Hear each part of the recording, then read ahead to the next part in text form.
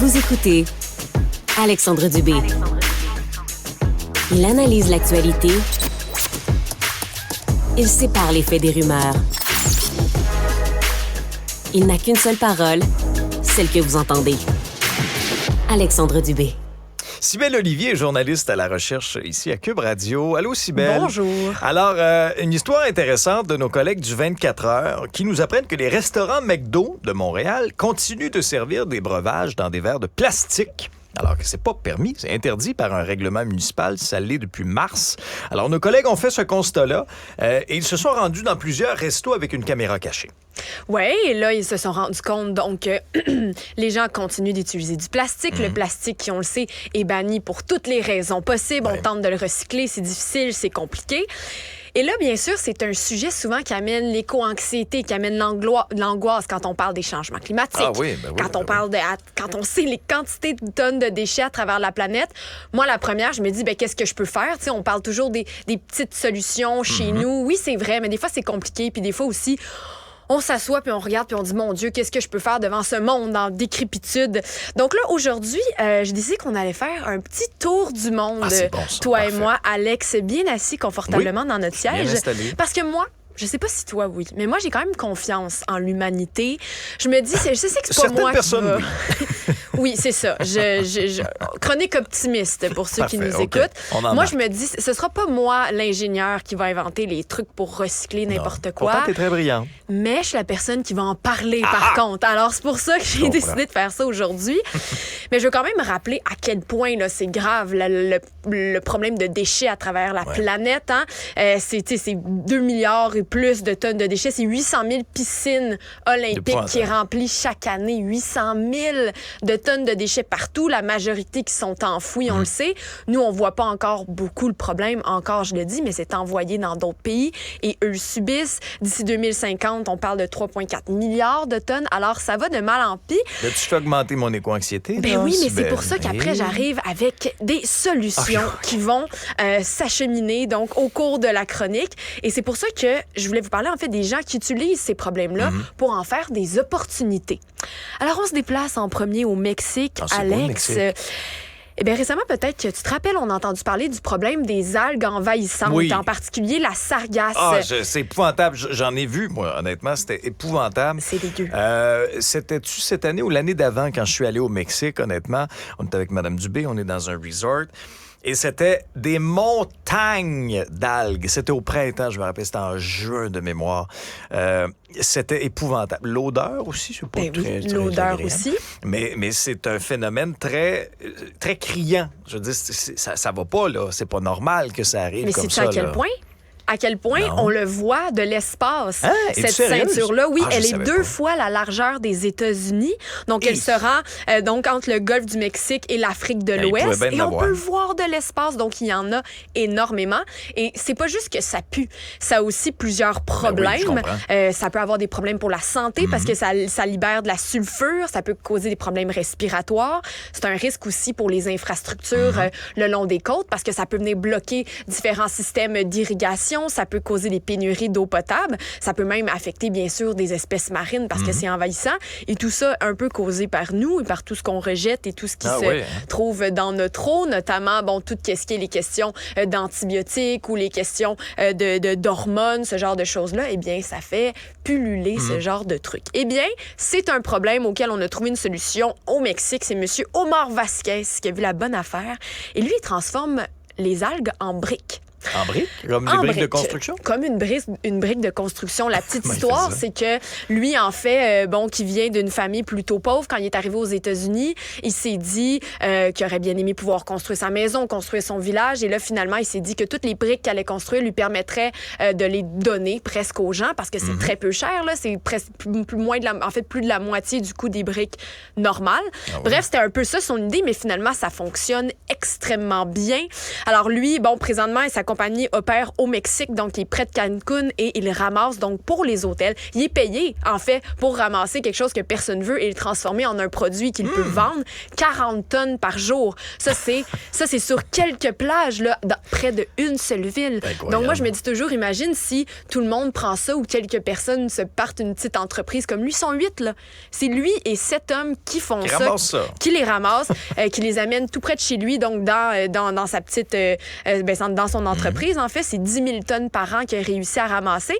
Et donc, comment il fait? C'est simple.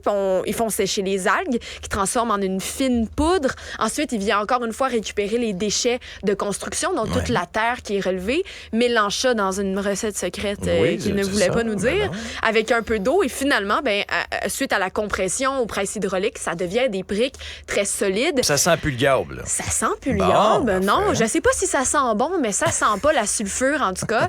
Et bref, il est capable d'en fabriquer 3 000 par année, bientôt jusqu'à 8 000. Et encore là, je le répète, ce sont 7 gars qui font ça à un endroit. Donc, ça fait vraiment le tour du monde, son idée. Il y a une douzaine de pays qui ont fait des rencontres avec lui. Il va vendre des franchises? Peut-être éventuellement, mais tu sais, c'est un problème, en fait, là, qui, comme je le disais, qui est pan-atlantique. Je sais pas si on peut le dire comme ça, mais on va le dire de même pour qu'on comprenne, mais... T'sais, c'est un gros problème et donc, bref, lui, ça lui permet de rendre l'utile à l'agréable si on veut. Tout le monde y trouve son compte. Alors ça, j'ai trouvé que c'était une belle initiative à vous présenter pour commencer. L'industrie du cosmétique aussi. Arc. Ça, sais-tu à quel point c'est un problème de déchets? Parce que non seulement c'est tout ce qui nous reste une fois qu'on a terminé d'utiliser les produits, donc tout ce qui est les emballages de maquillage, mais c'est aussi tout ce qui n'est pas utilisé par l'industrie, qu'est-ce qui n'est pas vendu, les produits qui sont retournés en magasin, les trucs passés date, ça s'en va où, ça? On en parle un peu moins, puis les industries cosmétiques sont pas très, très friandes de donner leurs données là-dessus. Ça s'en va où? Je suis pas sûre que ça détonne. Ça s'en va majoritairement dans les déchets? Dans les déchets, dans les sites d'enfouissement. Mais combien, c'est ce qu'on ne sait pas, mais on peut l'estimer quand même. On sait qu'environ 120 000 produits comme tels, là, des produits d'emballage, des contenants qui sont jetés un peu partout. 120 milliards de petits contenants qu'on voit. Imagine, tu sais, des fois, on voit des scénarios un peu là, catastrophiques, là, où on voit plein d'affaires traîner partout. Imagine, il va y avoir des tonnes de ça aussi qu'on utilise chaque année.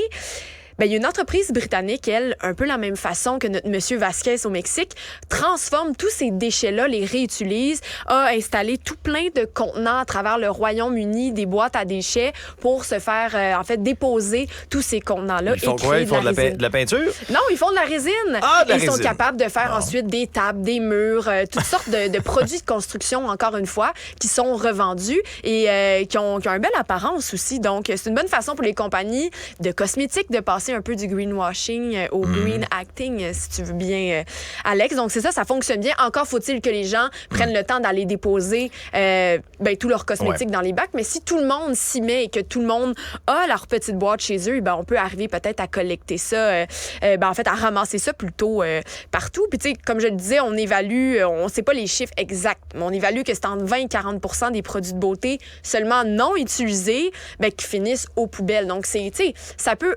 C'est énorme. Ça peut arriver à près de la moitié de ce qui est produit sur la planète qui finalement se retrouve à la poubelle pour un produit qui va être mis sur les étagères quelques minutes plus tard. Donc, il y a ce problème-là aussi qui peut être réglé face à ça. Est-ce que ça te donne un peu d'optimisme? Tranquillement. Là, oui. Non, c'est ça. Là. Puis, mais qu'est-ce qu'on fait avec le verre? Parce que ça aussi, c'est un autre problème, le recyclage du verre. Et surtout ici, je voulais trouver une solution. Je voulais trouver, en fait, un problème qui a une solution qu'on peut utiliser ici au Québec. Nous, cette année, on a recyclé seulement. En fait, l'année dernière, 6 500 tonnes de verre recyclé. Wow! Mais en 2021, c'est 92 000 tonnes qui ont été envoyées au dépotoir. Parce qu'on le sait qu'on a un problème ici avec la SAQ, tout ça, qui essaie de trouver des solutions pour... essaie de trouver. Bref, on aimerait qu'ils en trouvent, mais tu sais, pour pouvoir récupérer tout ce verre-là qu'on utilise, eh bien, aux États-Unis, il y a une fille qui a décidé, en fait, de recycler le verre et le transformer en sable. Ça ne devient pas du sable comme tel, mais c'est réduit en une poudre tellement fine à travers plusieurs procédés qu'elle a réussi, en fait, à utiliser ce sable-là pour agrandir les berges qui étaient en train de subir l'érosion. OK. Elle vient un peu refaire du patchage avec ça, si je le dis de façon très simple. Là. OK. C'est ça. En fait, elle a sauvé 4 000 millions de bouteilles. 4 millions de bouteilles. Pas tant que ça. Mais quand Une même. coupe de zéro. 4 millions de bouteilles qui ont permis finalement à redorer ces berges-là. Mais ça, c'est un endroit, c'est en Louisiane, c'est que là qu'elle le fait. Encore là, nous ici, moi, ça me rappelait le problème des îles de la Madeleine. Ben oui, l'érosion des berges là-bas, c'est clair. Là. Ben oui. Je sais pas à quel point du sable vert peut être mis dans la nature comme Avec le ça. beau sable rouge des îles, Bon. ça va peut-être détonner un peu. Peut-être un Tu peu. vas savoir où est la coupure, en tout cas. Oui, c'est ça, mais tu sais, elle utilise, elle différencie toutes les couleurs de verre aussi. Elle On peut pourrait les mettre revendre. du make-up recyclé, on pourrait peindre ça. On peut regarde, patcher, tout on est peut dans trouver tout. des façons, mais tu sais, ça peut être des idées comme ça qu'on ramène ici, qui peuvent être utilisées pour des problèmes aussi qui sont locaux. Alors moi, bref, Alex, ça me donne pas mal de...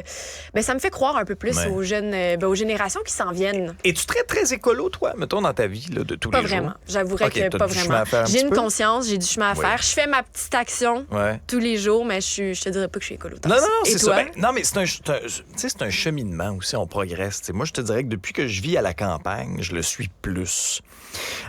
On fait du compost, chose que je n'avais pas beaucoup fait avant. On fait du compost, Ouais. on recycle. Mhm.